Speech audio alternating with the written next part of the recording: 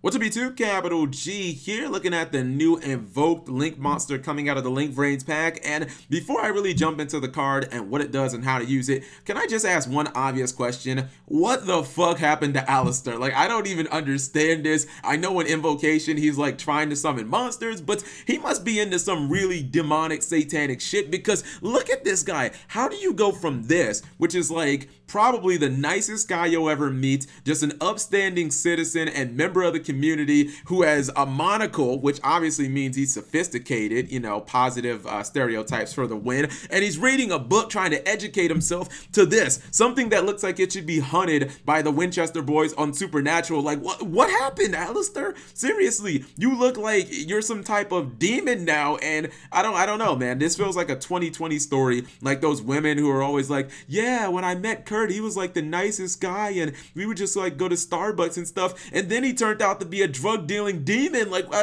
don't understand.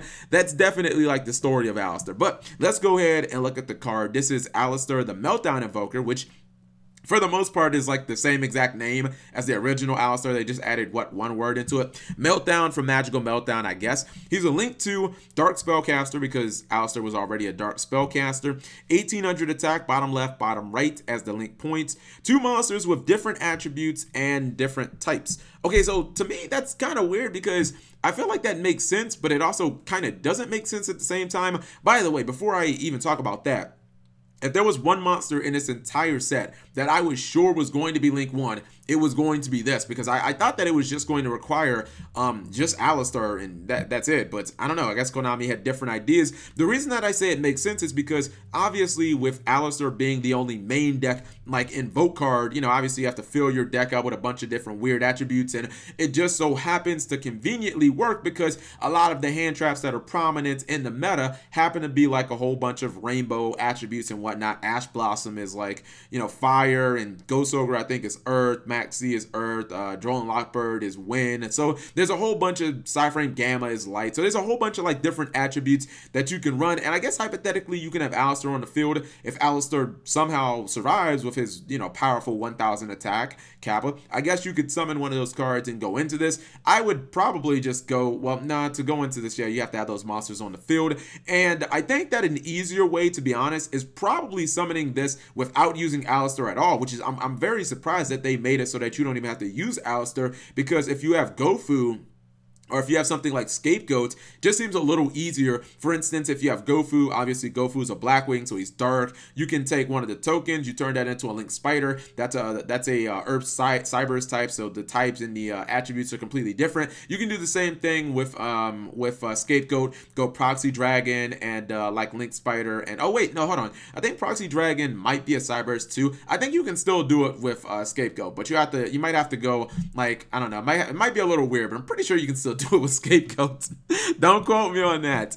Anyways, let's go ahead and look at the three effects. I've already read the effects, and I feel like Konami missed the mark on this card, but like just barely. If they would have just slightly adjusted this card, it could have been so much better. First things first, this card is treated as Aleister the Invoker while it is on the field or in the graveyard. I think it's more relevant in the graveyard, being able to banish it and then consider it or, you know, use it as an Aleister and then banish something else from your field or from your graveyard and then go into like Merkaba or something like that. I think that's really good. I kind of wonder, how relevant is it when it's on the field? I guess in a worst case scenario, you might want to, you know, use your invocation with it on the field if you need to go into a bigger invoke monster. So that was kind of expected. If you're going to give up Aleister, you might as well have this guy count as Aleister, especially considering it's literally Aleister. So that kind of makes sense. Effect number two, and this is where I feel like they missed the mark just by an inch. They were aiming for the bullseye, but they got, I don't know, like the 70 or something like that. Yeah, bullseye is 100. I think a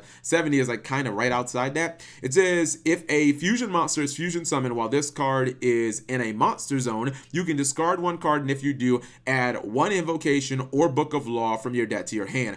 I think that effect is fine. In fact, I think that effect is awesome, and I think that this actually makes Book of Law like something you should definitely run in the archetype. Which, if you don't know what Book of Law is, it's basically a mass change for invoked. It takes an invoked monster and you basically give that one up, and then you summon another one from your extra deck just of a different type, or excuse me, a different attributes. Yeah, this seems really good. The only thing that I don't like is I just don't like the discard, because I don't know, I feel like these link monsters should pay me back in some tangible way. Like, I don't know, I feel like a lot of them should just have some effect that just gives you a nice little search or gives you some type of tangible advantage. So I don't really like that I have to discard a card. Obviously, it shouldn't be that big of a deal, but that just feels like it was kind of a missed opportunity there. Final effect is if this card is removed from the field by an opponent's card effect, you can add one Omega Summon from your deck to your hand. I actually think Omega Summon's not that bad at all. I think Omega Summon can be a pretty good card, especially in the late game.